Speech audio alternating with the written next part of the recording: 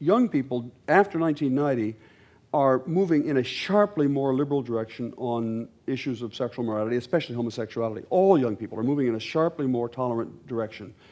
You could say they're zigging to the left at just the time that the leadership, the most visible leadership of the church, was zagging to the right. So in which the religious, especially the most visible, I know I'm talking here about a very complex, diverse area of religion. That's part of the point of the book. It's very diverse. But the most visible part of the church was becoming, very hostile about homosexuality and raising referenda about gay marriage and so on, partly as a way of just stimulating turnout in Republican presidential politics.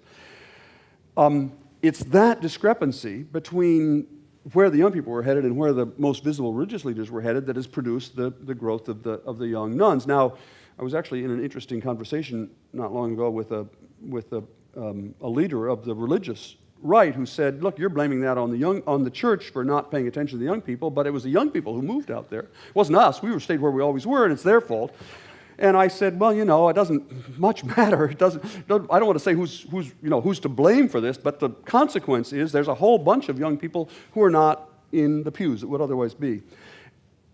One final point, because I don't want to have you think that we believe that this rise of the young nuns is kind of like it's going to go on forever and this is secularization and America is going to become a purely secular society. America is a very inventive place religiously. American religious leaders are endlessly inventive. And you need to think a little bit now here in marketing terms. There is this new pool of young people. And I can tell you what they're like, at least from the surveys and from the talks we've had with people and so on. They're not necessarily hostile to religion per se. Many of them believe in God. Many of them pray. They are very hostile to organized religion.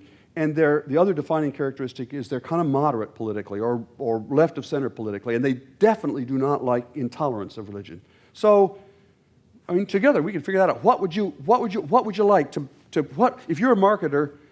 Let me stop using market metaphors. Jesus said, no, it's a religious topic, right? So I want to do a little.